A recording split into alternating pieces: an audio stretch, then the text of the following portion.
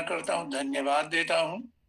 मैं यहाँ की कलीसिया शालोम प्रेयर सेंटर का मैं सदस्य हूँ। इवेंजलिज्म के लिए प्रभु ने अलग किया है और साथ ही साथ एक सीए फर्म के साथ हमें कनेक्ट रखा। मैं उस कंपनी का एचआर हेड हूँ और लीगल का 2 डिपार्टमेंट है हमारे सामने। तो प्रभु ने बहुत ऐसे आशीषित किया, हम प्रभु की महिमा करते हैं। उन्हीं आशीषों को बांटने के लिए आज तक प्रभु ने हमें जीवित रखा, संभाला। प्रभु अनुग्रह करे, हमारी सबकी सहायता करे कि हम उन आशीषों को फिर से फ्रेश हो जाएं और प्रभु के लिए तैयार हो, उसके राज्य के लिए। सबसे पहले मैं इस कनेक्ट होने के लिए, जुड़ने के लिए मैं प्रभु का धन्यवाद देता हूँ। और ये कर्टसी जो हम कहें संसारी रीति से भाई के, हमारे बड़े भाई को सत्येंद्र जी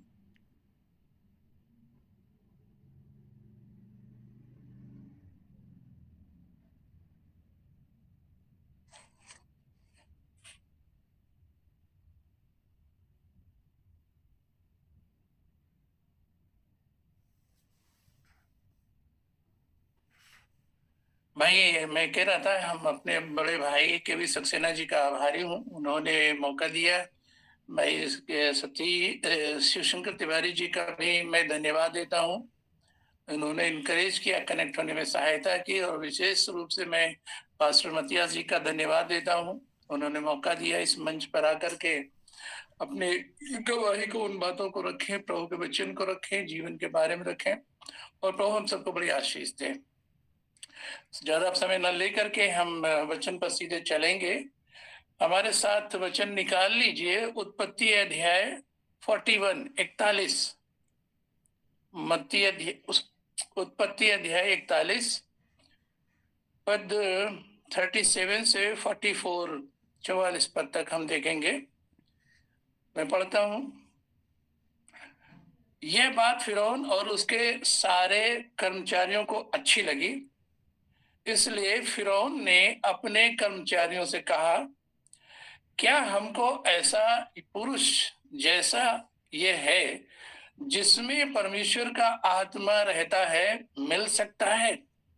फिर फिरौन ने यूसुफ से कहा, परमेश्वर ने जो तुझे इतना ज्ञान दिया है कि तेरे तुल्य कोई समझदार और बुद्धिमान नहीं, इस कारण तू मेरे घर का अधिकारी होगा और तेरी आज्ञा के अनुसार मेरी सारी प्रजा चलेगी।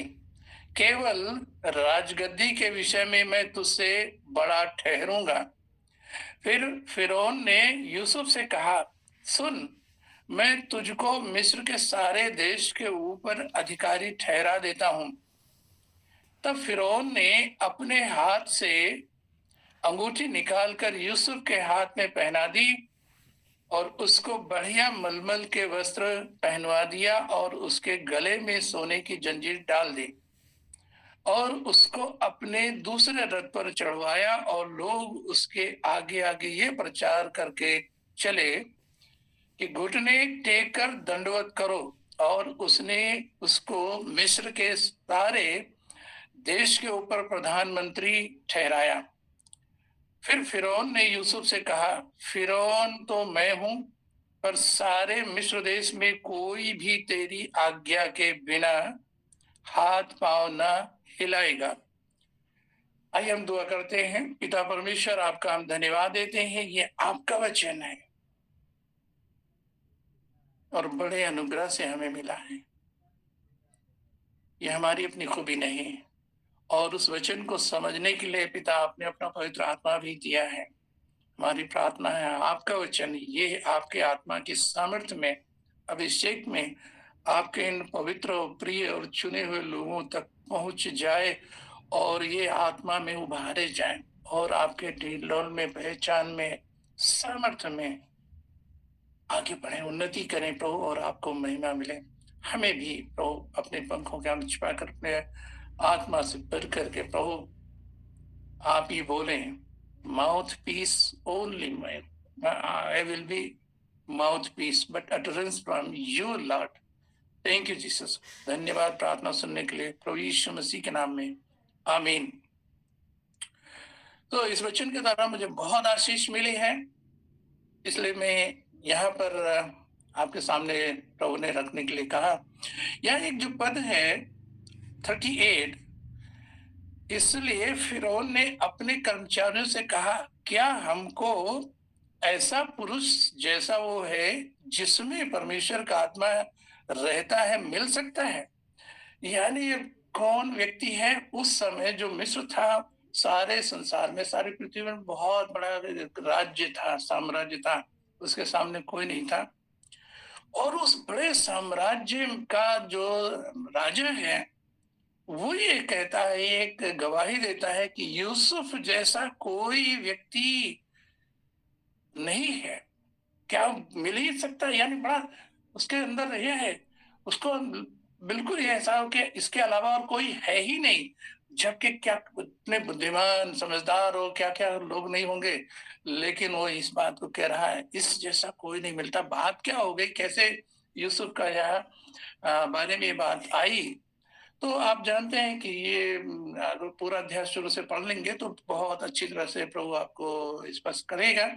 घटनाक्रम है, फिरौन जो है 2 सपने देखता है, और सपने का अर्थ उसके समझ में नहीं आता। वो अपने बुद्धिमान लोगों से, जादू यानी तांत्रिकों से पूछता है, ज्ञानियों से पूछता है, लेकिन उनकी समझ में नहीं आता है। तो ये रिफर किया जाता है उसके 2 कर्मचारियों में से एक को, जो रिंस्टेट किया गया था कि साहब यूसुफ नाम का व्यक्ति है, वो बता सकता है। वो बुलवाया जाता है और वो प्रभु के आत्मा में होकर वो उसके सपनों का अर्थ बता देता है। तो यहाँ जो एक बात है, क्वालिटी में ये बच्चन कहना चाहता है कि से प्रभु के आत्मा से भरा हुए व्यक्ति जो होता है, उसका कोई सब्स्टिट्यूट संसार में दूसरा नहीं है। फिरौन ने 39 में यूसुफ ने कहा, परमेश्वर ने जो तुझे इतना ज्ञान दिया। ये नॉन क्रिश्चियन, इसको कैसे परमेश्वर उन सब बातों को समझ नहीं आ रहा, लेकिन पवित्र आत्मा ही इस पर यह प्रकट हो रहा है, प्रकट कर रहा है कि परमेश्वर ने जो तुझे, ये कह रहा है, ये व्यक्ति ये ऐसा नहीं कर रहा ये कहाँ से पढ़ के आया, ये कौन सा ज्ञान लेकर आया, दुनिया में कोई कल्पना नहीं है, कोई आकलन नहीं है। ये सीधे कह रहा है कि परमेश्वर ने जो तुझे इतना ज्ञान दिया है, जो तेरे तुल्य कोई समझदार, ये प्रयोग इस वचन को बड़े गंभीरता में ध्यान दीजिए। इस जैसा, इसके सामने इसका सब्स्टिट्यूट कोई समझदार और बुद्धिमान नहीं है सारे मिस्र देश भर में। ये आज की बड़ी सख्त जरूरत है। अक्सर क्या होता है कि हम गूगल नॉलेज को या अपने डिग्री को या अपने ज्ञान को न जाने क्या इन बातों पर भरोसा करते हैं, घमंड करते हैं, लेकिन भूल जाते हैं कि ये संसारिक ज्ञान परमेश्वर के आत्मा के ज्ञान का मुकाबला नहीं कर सकता, तुलना नहीं हो सकती है। और जवानों के लिए तो विशेष वचन है कि प्रियो, इस बच्चों, आप इस जवानों इस बात को समझ लो कि परमेश्वर का आत्मा ही आपको इतना ऊंचे उठा सकता है। मैं थोड़े जैसा समय देगा प्रभु अनुग्रह करेगा, अगुवाई करेगा, हम अपने लाइफ के बारे में हमसे को शेयर करेंगे कुछ कुछ बातों को। तो और फिर न केवल उसको चुन लेता यूसुफ, चुना जाता है, परंतु उसका अभिषेक होता है, अपॉइंटमेंट होता है। और ये बात जो यहाँ पर फिर आखिर में आता है, जो एक मैं कहूंगा ये क्लाइमेक्स है उसकी, जो एक झाल यानी ऊंचे उठाए जाने का जो चरम बिंदु है, क्लाइमेक्स है, वो 44 वर्ष में है। फिर फिरौन ने यूसुफ से कहा, फिरौन तो मैं हूँ, यानी राजा तो मैं हूँ, पर सारे मिस्र देश में कोई भी तेरी आज्ञा के बिना हाथ पांव ना हिलाएगा।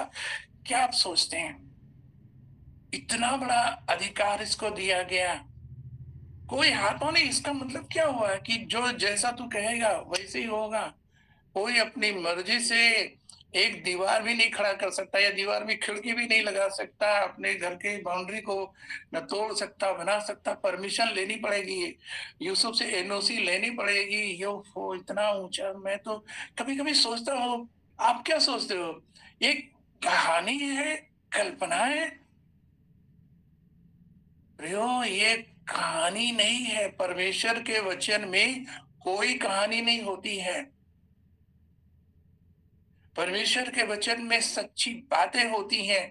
अब कहानी इसलिए हमें लगती है क्योंकि हम ऐसे संसार में रहते हैं जहां अपनी बुद्धि ज्ञान समझ का सहारा लेते हैं, अपनी डिग्रियों का सहारा लेते हैं, अपने न जाने किन किन बातों का सहारा लेते हैं। हम तो पूरे मैकेनिकल हो गए हैं, इलेक्ट्रिकल हो गए हैं, इलेक्ट्रॉनिकल हो गए हैं। कुछ भी डॉक्टरों को देखिए। हम कल ही बात कर रहे थे कि आजकल के डॉक्टर क्या है कि वो बिना रिपोर्ट टेस्टिंग के तो वो कुछ कर ही नहीं सकते, कुछ भी प्रेस्क्राइब नहीं कर सकते क्योंकि उनके पास नॉलेज नहीं है। सब डिपेंड करते हैं, वो सब मैकेनिकल हो गए हैं। तो ये प्रियो आपके लिए क्या सोचे कि परमेश्वर ने इस यूसुफ के साथ क्या-क्या ये दिखाना चाहता है कि जो वो उसके साथ कर सकता है। आत्मा से भर जाइए, प्रभु के आत्मा से भरे रहिए, आपको ऊँचे पे उठाएगा। परमेश्वर की योजना में आइए, तो प्रभु आपको ऐसे ऊँचा उठाएगा। हम अपने जवान बच्चों को देखते हैं, हम बात थोड़ी देर पहले कर रहे थे, हम अपने बच्चों को देखते हैं, यूथ को देखते हैं कि वो स्कूल टीचर या नर्स बन गए या छोटे-मोटे डॉक्टर बन गए, उसी में खुश हैं। म्यूजिशियन बन गए, खुश हैं। गीत गाने वाले बन गए, कीबोर्ड बजाने वाले, गिटार बजाने में खुश। अरे! ऊँचे पर क्यों नहीं उठते हो? हमारा परमेश्वर इतना महान है, तो हम छोटी-सी ब्लेसिंग पर कैसे सैटिस्फाई हो सकते हैं? कई बार हमने इस बात को टेस्टिफाई किया, प्रभु को मैं धन्यवाद देता हूँ। नहीं, हमें ये चीज़ चाहिए, हमें वो बड़ी चीज़ चाहिए, हमें बड़ी जैसे हमने जब मकान लेना हुआ, तो हम सोचते थे कि 100 गज का हो जाए। अपने वाइफ ने कहा नहीं, 150 गज से कम का नहीं चलेगा, क्योंकि प्रभु के लोग आएँगे तो क्या सिकुड़ के बैठेंगे? बात तो यही थी। हमारे घर में प्रभु की आराधना होगी तो उसमें केवल 10 लोग बैठेंगे? नहीं, कम से कम उसमें 50-60 लोग आएँ और वो तो हमारे पास अपने रिसोर्सेस नहीं थे, लेकिन परमेश्वर ने दिया और अपने वादे का वचन दे दे करके दिया। प्रियो, प्रभु के साथ चलना ये बड़ी ब्लेसिंग, इससे बढ़ के दूसरी ब्लेसिंग वही क्या इसके जैसा। क्या रिक्वायरमेंट यूसुफ ने कहाँ से पढ़ाई की, कौन से डिग्री कॉलेज में गया, कौन सा बाइबल कॉलेज में गया? कुछ नहीं। Praise the Lord. एक बात बताना चाहता हूँ कि मैं जब बहुत छोटा था, बहुत छोटे सा मतलब ये करीब 10-12 साल, ये पता नहीं कहाँ से, मैं तो नॉन क्रिश्चियन परिवार में रहा, अपने सरनेम से ज़ाहिर है, परिवार में हमारे बड़ा भरा-पूरा परिवार रहा, तब की बात है। ये बात है, आई थिंक मेरा जन्म 1952 में हुआ है, तो उस समय मेरा परिवार भरा पूरा परिवार था। ग्रैंडफ़ादर ग्राम प्रधान थे, तो बड़ी इज़्ज़त शोहरत थी और बड़े यानी रिस्पेक्टेबल फैमिली थी हमारी, लेकिन धार्मिक भी बहुत थी। हमारे 2 ग्रैंडफ़ादर रहे, उन्होंने हमारे जो रियल वाले थे, उन्होंने कृष्ण भक्ति से संबंधित सारा ज्ञान निचोड़ दे दिया, गीता, महाभारत, ये सब कथाएँ सुना-सुना करके। उस समय सोचिए अर्ली एज हमारी थी, मुश्किल से 5वीं 6वीं क्लास में पढ़ते थे, 7वीं बस इससे याद नहीं, फिर वो हम अलग चले आए सिटी में पढ़ने के लिए। तो उन्होंने भर दिया, दूसरे वाले ने राम भक्ति से भर दिया हमें। रामायण के सारे ज्ञान, बहुत सी चीज़ें अभी भी हमें बहुत सी चीज़ें भी याद हैं। लेकिन इस सब से क्या हुआ कि हमें प्रभु का वचन बाइबल को समझने में बहुत मदद मिली। कोई भटकाने के उसमें आई बात आई ही नहीं सामने, और जो आए भी तो उड़ गए। Praise the Lord. तो मैं भी बहुत बड़ा व्यक्ति बनना चाहता। अब सवाल ये उठता मेरे मन में है कि मैं बड़ा व्यक्ति तो बनूंगा, लेकिन किस टाइप का बड़ा बनूंगा? तो बड़े 2-3 टाइप के दिमाग में आए। एक, पैसे वाले बहुत होते हैं। उत्तर मिला हम ही से, उत्तर अंदर से आ रहा है, नहीं वो वाला बड़ा नहीं चाहिए, मुझे बनना है। फिर दूसरा बड़ा सवाल, अंदर ही अंदर प्रश्न उत्तर चल रहा है। फिर दूस कहा कि दूसरे तो नेता लोग होते हैं, जैसे गांधी, जवाहरलाल नेहरू, उस समय वही लोग थे, अच्छे लोग थे। तो ऐसा बड़ा बनना है क्या? नहीं, नहीं, वो ये ऐसे वाला भी नहीं बनना। तो फिर कौन-सा बड़ा बनोगे? कोई वैज्ञानिक बनोगे या डिफेंस में जाओगे? कौन-सा बड़ा बनोगे? मुझे नहीं पता, लेकिन मुझे बड़ा बनना है बस। ये बड़ा बनना है, लेकिन कौन-सा, किस कैटेगरी वाला, ये नहीं मालूम, प्रेज़ द लॉर्ड, छोड़ दिया उसके बाद में फिर ये एक प्रश्न था, मैं जो जल्दी-जल्दी बातों को शेयर कर रहा हूँ। मैं करीब 5-6 साल का था, तो मेरे ग्रैंडफ़ादर के मित्र की जो डेथ हुई, घर के पास में ही रहते थे। तो डेथ का केस मैंने पहली बार देखा, तो मैंने कौतूहल हुआ करते क्या हैं? और रोना-धोना तो है ही है। ख़ैर वो शाम को लेकर के गए लाश को और कपड़ों में लपेट करके कफ़न में लकड़ियों पर रखा, बगीचे में जला दिया, शाम का समय था। तो दूर से मैं देख रहा था, डर भी लग रहा था और कौतूहल भी हो रहा था कि देखें क्या हो रहा है, देखें क्या हो रहा है। तो देखा कि सब वो पूरी तरह से जल गए, कुछ तो राख बनी। तो एक बात जो दिमाग में, माइंड में फ्लैश हुई, वो ये कि अब ये लौट के तो आ ही नहीं सकते। अब ये गए कहाँ होंगे? अब इसका जवाब कहाँ कौन दे हमें? तो खैर दूसरे दिन मैंने अपने ग्रैंडफ़ादर से पूछा कि बात क्या है, ये कहाँ गए आपके मित्र? कहाँ गए होंगे? उन्होंने कुछ बताने की ज़रूर कोशिश की, तो मैं बड़ा छोटा था, तो वो बातें याद नहीं, लेकिन इतना ज़रूर याद है, मैं उनके उत्तर से सैटिस्फ़ाई नहीं हुआ। नहीं, नहीं, ये बात नहीं, गले नहीं उतरी। फिर ये प्रश्न का उत्तर हमें और जानना था, तो आपको पता होगा कि मैं मूलभूत मैं लखनऊ का रहने वाला हूँ। लखनऊ के पास सिटी है बाराबंकी एक्चुअली। तो वहाँ से जो अयोध्या है ज़्यादा दूर नहीं है, तो वहाँ के साधु लोग एक 8-10 दिन के लिए हमारे गाँव आया करते थे। तो उनसे मैंने एक साधु से दोस्ती कर ली, इस बात के लिए कि शायद ही मेरे प्रश्न का उत्तर ये दे दें। और ऐसा ही मैंने किया, मौका पा करके मैंने उनसे पूछा। तो उन्होंने उसका जो जवाब दिया, आज तक मुझे याद है, उस जवाब से मैं संतुष्ट नहीं हुआ। फिर बात आई गई हो गई। इन्हीं दिनों में एक बात और मैं बताऊँ कि मैं प्रकृति प्रेमी रहा हूँ और अभी भी, प्रेज़ द लॉर्ड। तो मैं जब अब गाँव देहात में इतने फूल और बहुत-बहुत सारे रंग-बिरंगे पक्षी तो होते नहीं थे, ना होते हैं अभी भी।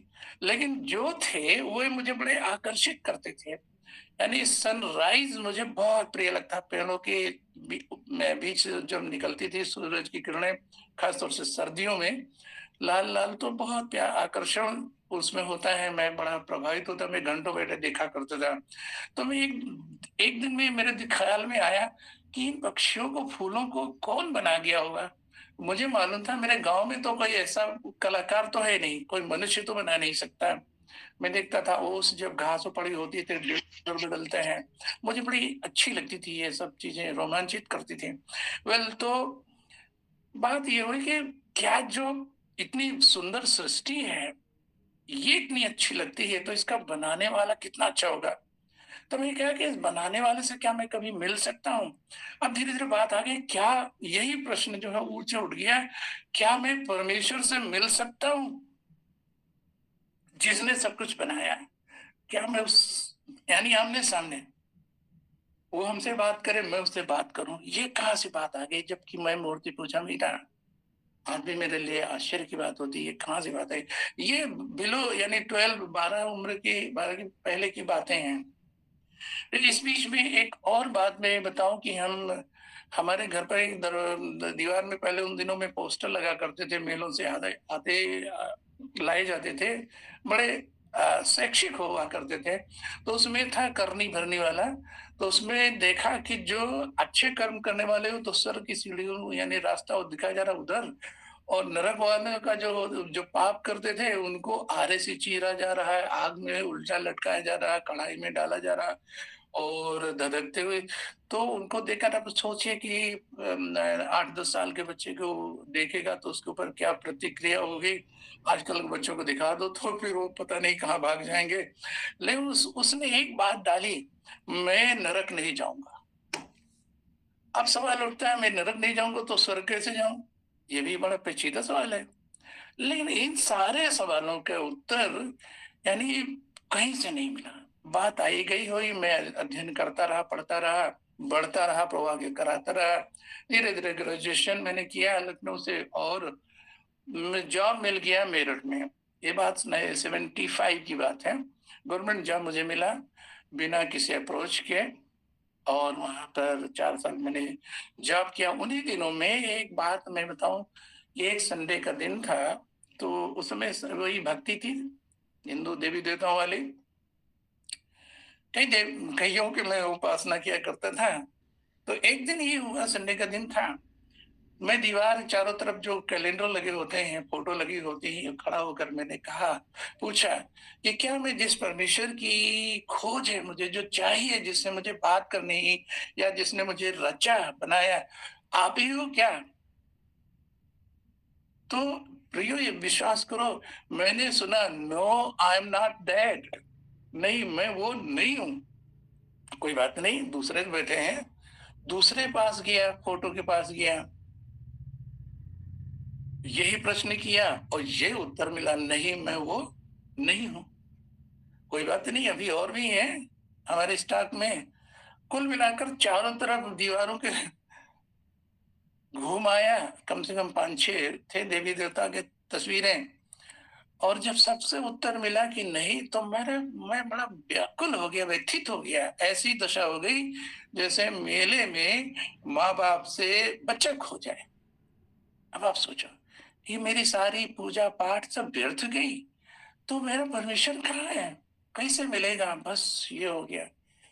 मैं बड़ा, थोड़ी देर मेरी वो भक्ति वक्ति सब एक तरह से मन उचाट हो गया। मैं वो बात खत्म हो गई। और मैं बहुत पूजा करता था, अकेले में और परिवार के साथ में जो कुछ भी। तो एक सवाल और भी उठा था उन्हीं दिनों में कि ये कब तक करूंगा पूजा पाठ, इसका सर्टिफिकेट कब मिलेगा कि नाउ यू आर कंप्लीट। एक सर्टिफिकेट मिलता है ना, ग्रेजुएशन करो, इंटर करो, ग्रेजुएशन करो, या कोई डिग्री करो, या कोई प्रोफेशनल जॉब के लिए कुछ करो, तो वहां सर्टिफिकेट मिलता है। हम भी सर्टिफिकेट इश्यू करते हैं लोगों को।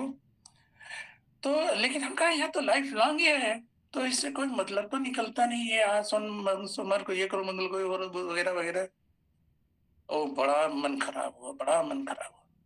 खैर, उन्हीं दिनों में बहुत ऐसा हुआ कि मेरा जॉब मैंने बदला। मुझे प्राइवेट सेक्टर बहुत पसंद था। लंबी कहानी हो जाएगी, मैं कट शॉर्ट मारता हूँ। तो वहां से निकल करके यूपी में एक जगह है, कानपुर से और आगरा के बीच में जगह शिकोहाबाद, वहां पर एक फैक्ट्री रही है, बजाज और फिलिप्स। बहुत बड़ी फैक्ट्री रही उन दिनों, ये बात है 1980 की बात है।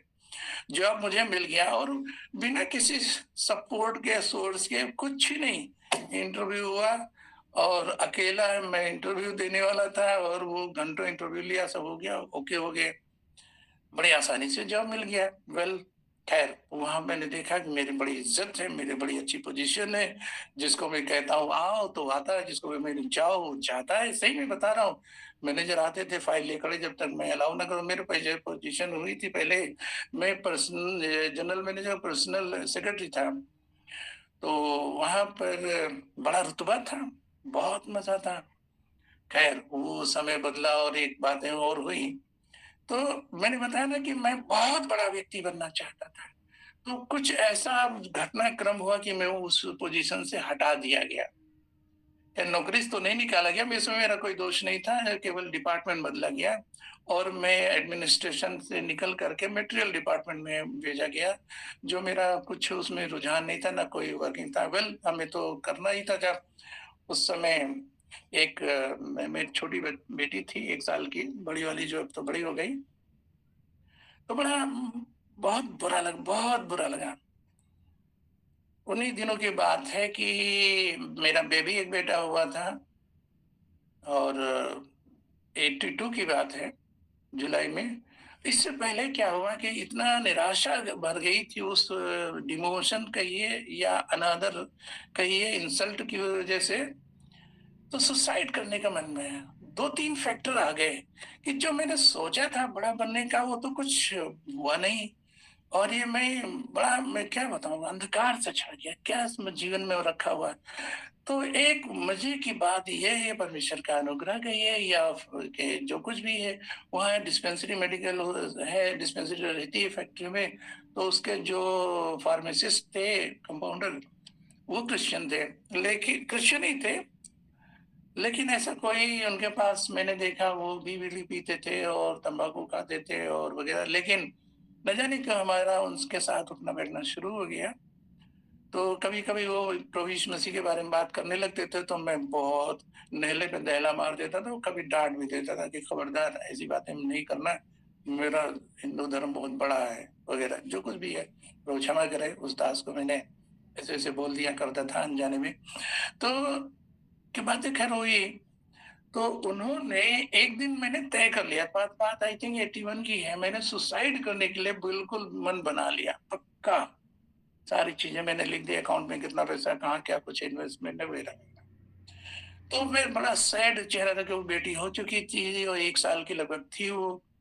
तो मैं बड़ा मन उदास था, लेकिन सुसाइड करना पक्का था। रेलवे स्टेशन पास में थी और कहीं मैं रोने की जगह ढूँढा करता था, रो नहीं पाता था। मैं किससे अपना दुःख बयान करूँ? उस दिन वो शाम को मैं ऑफ़िस से घर को कॉलोनी में ही घर था, तो रास्ते में उनसे मुलाकात हुई, उन्होंने पूछा क्या बात है? तो मैंने कहा कुछ नहीं, सब ठीक है। नहीं क्या सब तो ठीक नहीं है? वेल तो उन्होंने कहा, मैंने कहा देखो ऐसा है, मैं आज सुसाइड करने जा रहा हूँ। मैंने मित्र थे ना, मैंने साफ-साफ कह दिया। तो कहे क्यों भाई क्या है? तो हमने कहा ये बातें थी, ये सपना था वगैरह-वगैरह, उनसे मैंने खुलकर बात बताई।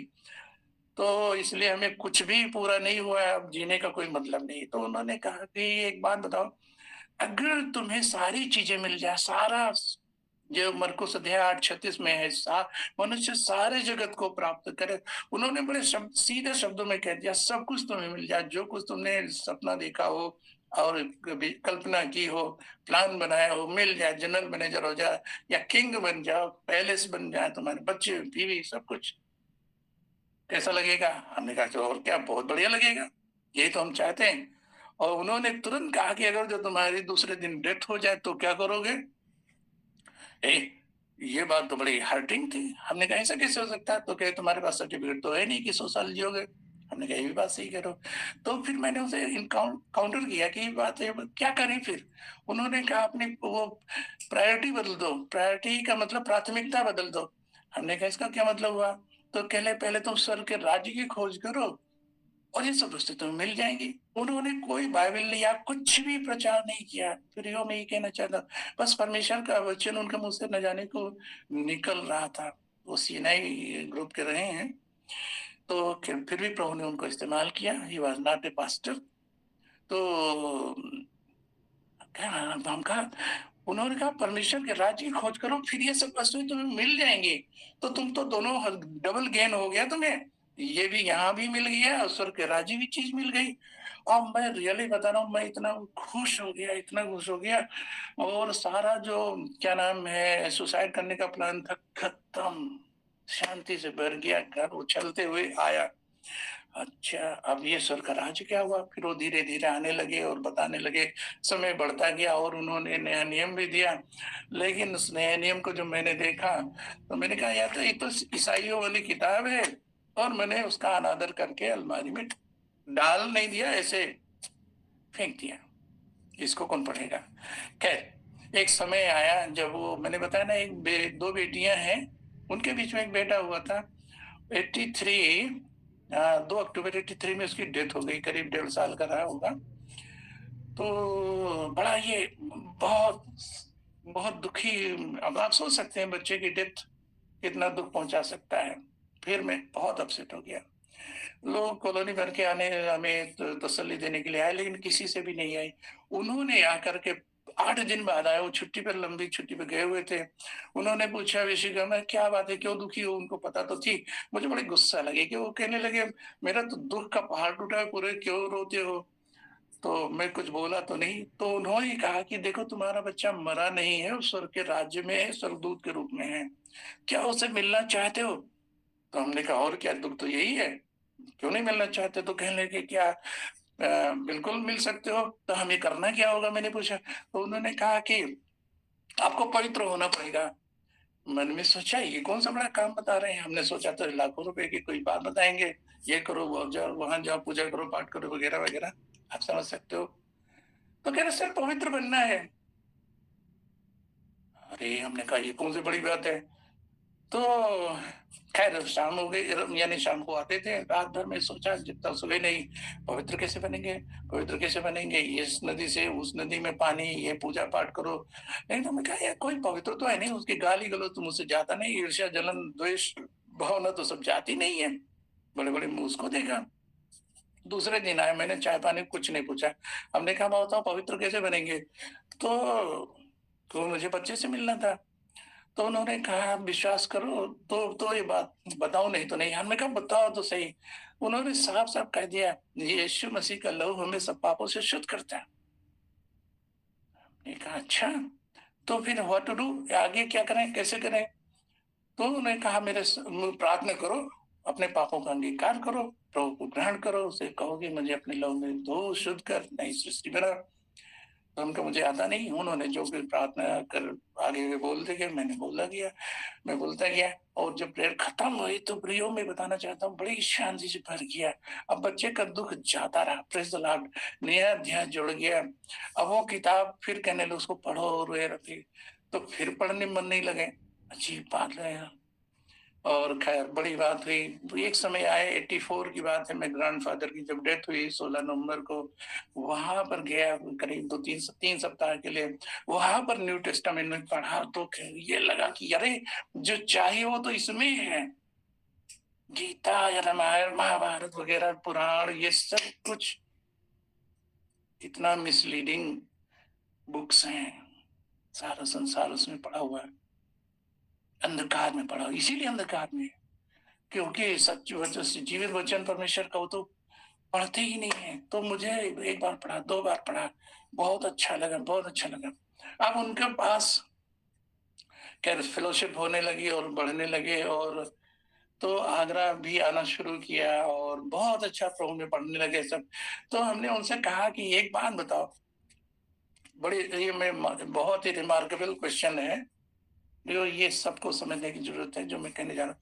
हमने कहा एक बात बताओ, ये सब बढ़िया चीज़ें तो है, क्या ऐसा सॉरी उस समय आगरा में नहीं आया था, वो घर पर ही फेलोशिप होती थी, बाद में आगरा आए हैं। हमने कहा ऐसा व्यक्ति मिलाओ जिसमें ये वचन की सारी बातें मिल पाई जाती हों, नहीं तो सब जगह किताब है उसका क्या कुछ, सब जगह बहुत अच्छा-अच्छा लिखा होता है। अब ये क्वेश्चन बड़ा हार्ड हो गया उनके लिए, किसको पेश करें? तो उन्होंने कहा वेट करो, प्रभु मिलाएँगे। लगभग आई थिंक 2-3 महीना बीत गया, तो आगरा से संदेश आया कि वहाँ पर प्रभु के एक दास आए हुए हैं पंडित धर्म प्रकाश जी, और आप उनसे मिल लो आकर के। गर्मी के दिन थे, हम पहुँच गए, हम 3 लोग थे। खैर उनका संदेश चल रहा था, जब पहुँचे यूहन्ना 3:16 वो संदेश पर मेरा ध्यान थोड़े था। मेरा ध्यान था तो उनसे मिलने के लिए। जब उनका संदेश खत्म हुआ तो मैं पास में बैठ गया जा कर के। हमने कहा ब्रदर मैं आपसे कुछ कुछ पूछ सकता हूँ? तो उनके लाइफ के बारे में मैंने पूछा। आप पंडित हो, विद्वान हो, संपन्न हो, सब किसी बात की कमी नहीं है, घराना बड़ा शानदार है। पुष्कर के वो रहने वाले हैं। अभी इत्तेफ़ाक से मैं भी उनके यहाँ मिलने के लिए गया था। जयपुर में काम था तो अजमेर गया, फिर पुष्कर भी हम कहा चलो बोले ताकि उनका घर को भी देख लें। तो ख़ैर उनका घर नहीं जा पाए, उन दिनों मोबाइल तो था नहीं, तो एड्रेस में भी नहीं मिला, टाइम भी नहीं ज़्यादा था। तो उनके हाल-चाल जब पूछा तो हमने कहा ये बात तो सच्चाई है, पंडित अगर जो प्रभु को ग्रहण कर सकता है और सारे ग्रंथ ज्ञान को सब एक तरफ कूड़ा करके फेंक सकता है, छोड़ सकता है, तो मैं कौन होता हूँ? मेरा इतना बड़ा तो वो नहीं, मेरा वजूद इतना बड़ा तो है नहीं। तो एक पक्का मुहर सी लग गई। फिर उन्हीं दिनों में भाई धर्म यानी बक्सिंग के बारे में जो आप सब बहुत लोग जानते होंगे, उनकी गवाही पढ़ने को मिली। तो कहा कि जब सिख परिवार का इतना संपन्न परिवार का छोड़ सकता है और प्रभु यीशु मसीह को ग्रहण कर सकता है, तो मैं कौन होता? बस वही मुहर लग गई। अब मुझे प्रभु यीशु मसीह के पीछे चलने से कोई रोक नहीं सकता। मैंने न किसी से पूछा, नहीं घर में माँ-बाप से, नहीं किसी मित्र से, नहीं इवन वाइफ से भी नहीं पूछा, और मैंने प्रभु को अपना दे दिया। तो ये चीज़ जो है फिर आगे तो बढ़ते गया। हालाँकि बात लंबी हो जाएगी, विरोध हुई, बातें घर में बहुत बातें हुई। लेकिन यहाँ मैं थोड़ी-सी बात खत्म करता हूँ। एक चीज़ और मैं इंटरेस्टिंग बात बताना चाहता हूँ, जो बड़ी रिलेवेंट बात है। अक्सर लोग कहते हैं ना कि धर्म यानी परिधान दे करके, खैर आप लोग तो नहीं विश्वास करोगे कि हम अपने हिसाब से लोगों को उनका हृदय बदलवा देंगे। जैसे कुछ अनइक्वल जो होते हैं ना, जो जवान बच्चे लोग अपने मैच को जो बहुत पसंद करते हैं, अरे वो विश्वास में उतना अच्छा नहीं है, चलो आगे बढ़कर वो हम इसको बदल देंगे या हृदय बदलवा देंगे, जो कुछ भी है ऐसा होता है ना। बेमेल शादी करना कह रहे, यानी मसीह के वचन के अनुसार जो शादी ब्याह नहीं करते हैं या बिजनेस साथ में नहीं करते हैं, बड़ी गड़बड़ी होती है। तो मेरी वाइफ को 4 साल लगे प्रभु में आने में, सोच लीजिए। और वो भी कैसे? एक ट्रक के एक्सीडेंट की वजह में। एक्सीडेंट तो प्रभु ने होने नहीं दिया, लेकिन ट्रक के मुंह में जरूर हम सब दोनों आ गए थे, क्योंकि हम लोग जा रहे थे स्टेशन पर, ट्रेन से वापस आना था अपने गांव से शिकोवर। तो टांगे से हम स्टेशन आ रहे थे अपने गांव से, धक्का लगा, घोड़ा था वो जो बैठ गया, हम लोग बीच सड़क पर गिरे, चोट नहीं लगी। लेकिन और पीछे से कब ट्रक आ गया, उसके मुंह के अंदर, एग्जैक्टली बता रहा हूँ, मुंह के अंदर। तो हवा खिसक गई, अरे क्या हुआ, बिल आंख झपक गई, अंधेरा सा छा गया। उसके बाद में थोड़ी देर बाद उठे, झाड़ झूड़ के देखा, ना खरोच है, ना कपड़ा फटा, ना सिर में चोट, कुछ भी नहीं। बहुत लोग खड़े होकर देख रहे, अरे क्या हुआ क्या हुआ। तो अरे इस बच्चे के भागने, वो अपनी भाषा में बोलेंगे, हमने कहा है प्रभु यीशु मसीह की वजह से बचा हूँ। वहां पर प्रभु यीशु मसीह के वचन ने इस बात को पक्का किया कि प्रभु पर विश्वास करने वाले लज्जित नहीं हो सकते। कैसे हो सकता है? मालूम क्या कितना उसका उल्टा असर पड़ता है। प्रभु कैसे ऐसे होने देता? और धर्म बदलो और धर्म बदलो, ये होगा। प्रभु ने वहां से हमारे विश्वास में इतना, समझ लीजिए कि जैसे रॉकेट की तरह से। और वहाँ हिंदू ने स्टेशन पर आकर के, हम लोग के पास बाइबल होती ही रही है, वहां आकर पता नहीं कैसे भजन संहिता 30 खोला, ट्रेन लेट थी, पढ़ा 30। वहीं पर इन वाइफ ने जो है अपना प्रभु को हृदय दे दिया। ये मुझे पता नहीं कब कैसे हुआ, तो प्रभु को महिमा मिले। तो प्रियो, हम इस बात को बताना रखना चाहते हैं, why did Jesus choose you? क्यों यीशु मसीह ने आपको चुना? आप क्यों इस वर्ष तक जीवन पाए हैं? आपके जीवन में क्या प्रभु की योजना, इन बातों को आपकी आइडेंटिटी क्या है? आज की जरूरत क्या है?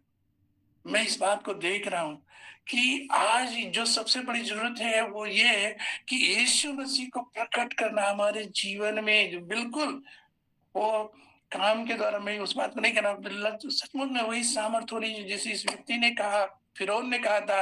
ये देख रहा है कि, मैं फिर पढ़ रहा हूँ 39 में, फिर फिरौन ने यूसुफ से कहा, परमेश्वर ने जो तुझे इतना ज्ञान दिया है, परमेश्वर कह रहा है।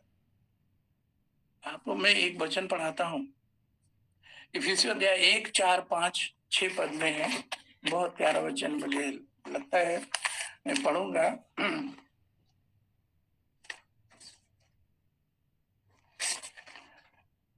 इफिसियों 4:1 का यह लिखा है, जैसा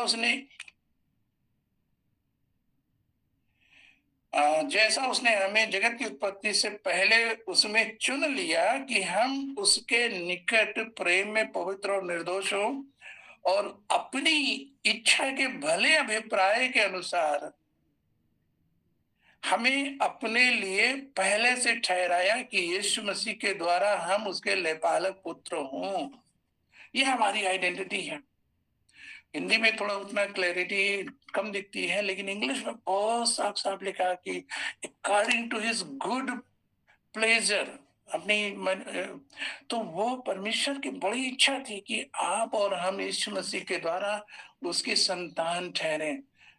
यानी परमेश्वर की संतान, इसका मतलब जैसा परमेश्वर वैसे ही हम भी हो, दोनों की एक आइडेंटिटी हो, उसकी पावर अथॉरिटी हमारी पावर अथॉरिटी हो जाए। और यही कुछ प्रभु ने किया है। तो इस योजना के तहत प्रभु ने आपको पहले से जान लिया, चुन लिया है, बुला लिया है, और धर्मी ठहराया, अपने लहू से धोया, और महिमा भी प्रदान की। इस चीज को बताना चाहते हैं कि आज संसार को इस बात को जानने की बहुत जरूरत है। प्रभु यीशु मसीह को देखना चाहता है, सुनना नहीं चाहता। मैं जो कह रहा हूं, the world wants to see Jesus more than to hear, दोनों में बड़ा अंतर है। यूहन्ना जो है 12 में पढ़िए, वो ये पद मुझे बहुत आशीष देता है। और इन यूहन्ना जो है 12:21 पद में यहाँ लिखा है, से पढ़ो, जो लोग उस पर्व में आराधना करने आए थे उनमें से कुछ यूनानी थे। उन्होंने गलील के बैसैदा के रहने वाले फिलिपुस के पास आकर उससे विनती की, श्रीमान हम यीशु से भेंट करना चाहते हैं। हिंदी में बड़ा सोफिस्टिकेटेड, बढ़िया अच्छी भाषा लिखती है, यीशु से हम भेंट करना चाहते हैं। इंग्लिश में साफ साफ लिखा है, sir we wish to see Jesus, sir we wish to see Jesus. इस क्वेश्चन का उत्तर यदि आपके पास है तो बहुत अच्छा, प्रभु को महिमा मिले, प्रभु का धन्यवाद। और नहीं है, प्रार्थना करनी चाहिए। मुझे वचन यूहन्ना 14:6 में 6, 7, 8 पद में उसमें लिखा, प्रभु ने कहा मेरे द्वारा, बिना मेरे द्वारा कोई परमेश्वर राज्य में प्रवेश नहीं कर सकता। वाह, यीशु मसीह मिल गया, चाबी मिल गई, नरक के द्वार बंद हो गए। फिर आगे फिलिपुस को ही प्रभु यीशु मसीह कहता, जिसने मुझे देखा उसने परमेश्वर को देखा। वाह, तो जैसे प्रभु यीशु मसीह परमेश्वर को लिए फिरते थे या उनमें था, वैसे ही हमें भी वही चीज है। हम, आपको वचन मालूम है, पवित्र आत्मा का हम मंदिर हैं, हम निवास हैं। तो होली स्पिरिट क्यों नहीं दिख रहा लोगों को? निवास को दिख रहे हैं, निवास में कौन रह रहा है ये नहीं दिख रहा है। फिरौन को दिख रहा है, औरों को दिख रहा है, लेकिन हमारे पड़ोसी को नहीं दिख रहा है। ये बड़ी शर्म की बात है, दुख की बात है। और उसने इस बात को रखा। जरा पढ़िए गलती अध्याय 1:15, मुझे बहुत अच्छा लगता है। गलतियों अध्याय 1 में 15-16 है। यही चीज तो है। बात ये केवल पौलुस के लिए नहीं है, आप और हमारे लिए। ये जो प्रेजेंट, जो पेरिशिंग डेज हैं, जो आजकल के जो बहुत बुरे दिन हैं, इसमें अगर जो आप चारों तरफ देखिए, विनाश की बातें हो रही हैं। बात अमेरिका की आग की बात नहीं है, हम अपने देश की बात करें, क्या कुछ अंधकार नहीं है? अन्याय, अन्याय, न्याय नहीं मिल रहा, मूर्ति पूजा चरम पर है, अंधकार चरम पर है, व्यभिचार चरम पर है, एवरीथिंग, मतलब सब कहा जाए अंधकार में आ गया। यहाँ ज्योति को चमक, आपको परमेश्वर ने ज्योति बनाया है, परमेश्वर आपके हृदय में चमक रहे हैं। तो यहाँ पर जो पौलुस ने इस बात को पहचान लिया, गलतियों अध्याय 1:15-16 पद में है, परंतु परमेश्वर की जिसने मेरी माता के गर्भ ही से मुझे ठहराया। ये बात उसी के लिए नहीं लागू होती। आप और हम अगर जो ये यहाँ पर इकट्ठे इस मंच के माध्यम से और प्रभु के प्रतिदिन हम आराधना करते हैं, तो हम ठहराए हुए लोग, चुने हुए लोग, माँ के घर में आने से पहले। इस विषय में वचन बहुत कहता है, तो मुझे ठहराया और अपने अनुग्रह से बुला लिया। यस, वी आर कॉल्ड, आप बुलाए हुए लोग हैं। वचन में जब इच्छा हुई मुझ में अपने पुत्र को प्रकट करे, परमेश्वर की इच्छा जब हुई तो मैं यीशु मसीह को प्रकट करूं। ये है पौलुस ने जान लिया और प्रकट किया उसने। अन्य जातियों में उसका सुसमाचार सुनो। यही तो पौलुस क्या, टू रिवील हिज सन इन मी, ये चीज है लिखा हुआ इंग्लिश में। मरियम को परमेश्वर ने चुना, मरियम ने रिसीव किया परमेश्वर के वचन को, कंसीव किया और रिवील किया 9 महीने बाद। हमें से बहुत लोग रिसीव कर लेते हैं, कंसीव कर लेते हैं, रिवील नहीं कर पा रहे हैं। आज संसार में किस चीज की जरूरत है? बहुत, मैं बता रहा हूँ, मुझे बड़ा दुख होता है। हमें अब बहुत ज्ञान बघारने की जरूरत नहीं, ना ज्ञान सीखने की जरूरत है। जरूरत तो है यीशु मसीह को प्रकट करने की जरूरत है। हम बता रहे एक यानी हम कुछ अद्भुत काम हमारे द्वारा प्रभु करें, तो विरोध तो खैर जो है ही है, लेकिन सारे लोग ये कह रहे भैया ये लोग बड़े असाधारण लोग हैं, इनसे पंगेबाजी मत लो, बल्कि इनके पास आओ, दुआ करो, प्रार्थना करो, चंगाई पाओ, आशीष पाओ। इसके लिए ठहरे, इसके लिए आपको बुलाया गया है। तो यही तो पौलुस ने रिवील करने के, मरियम ने रिवील किया, और तो प्रभु के चेलों ने क्या किया? यही तो किया।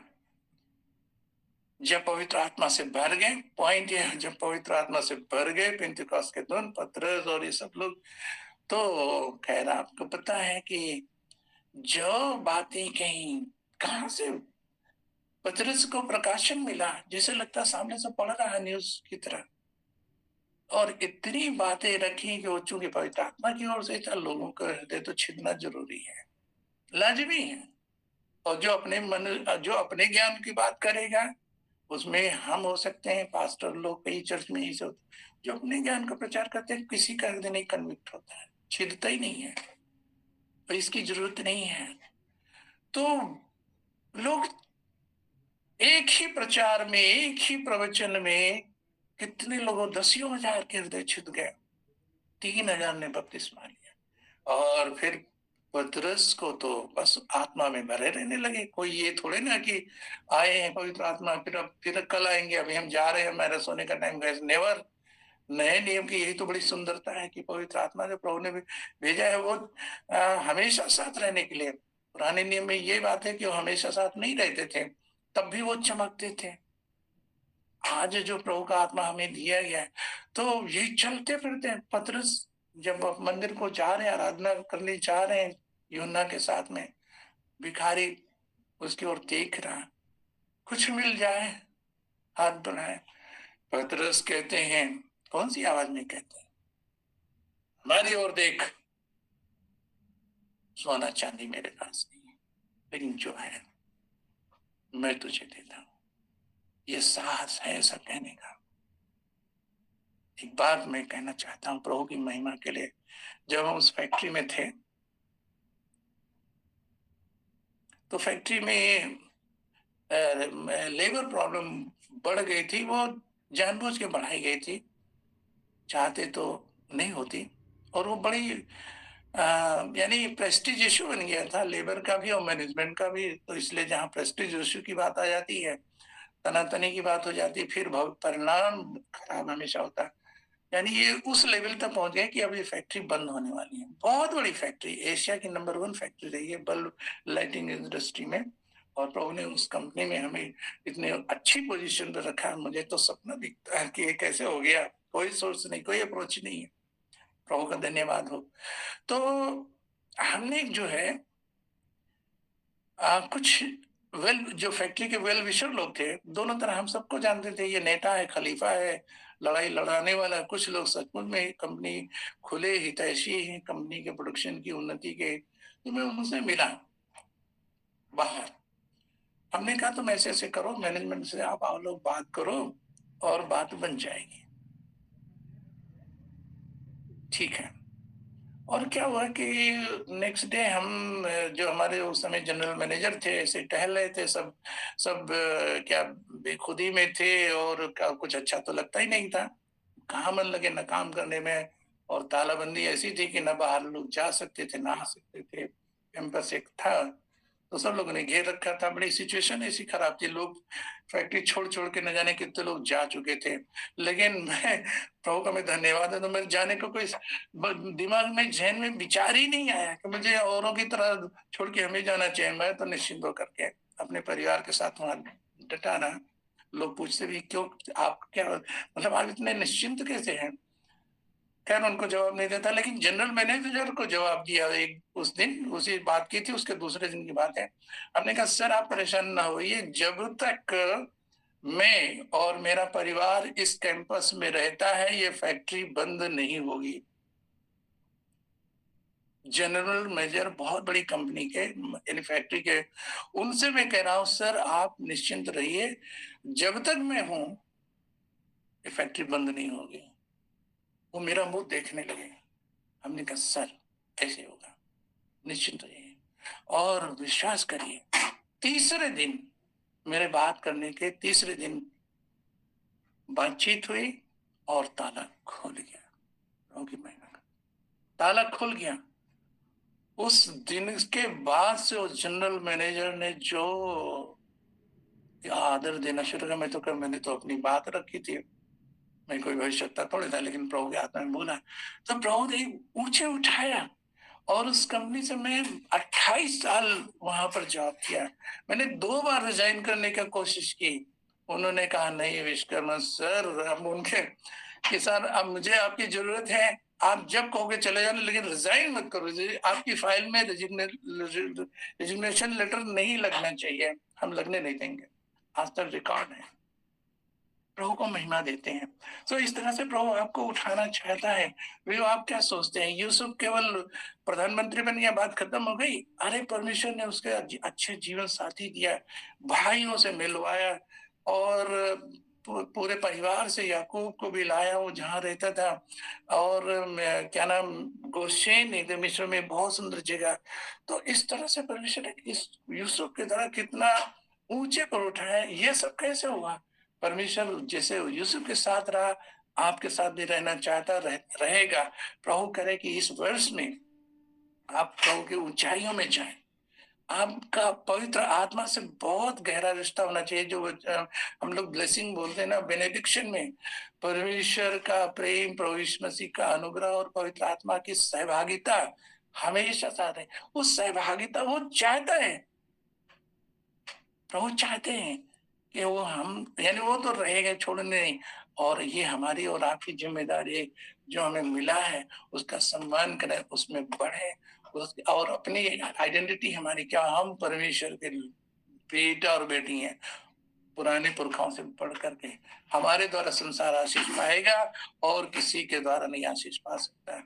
तो इस वचन पर प्रभु बड़ी आशीष दे। आप सबका बहुत बहुत धन्यवाद। प्रभु आप सबको बड़े उत्साह से आशीष करे, प्रभु को महिमा मिले। धन्यवाद। जय मसीह की।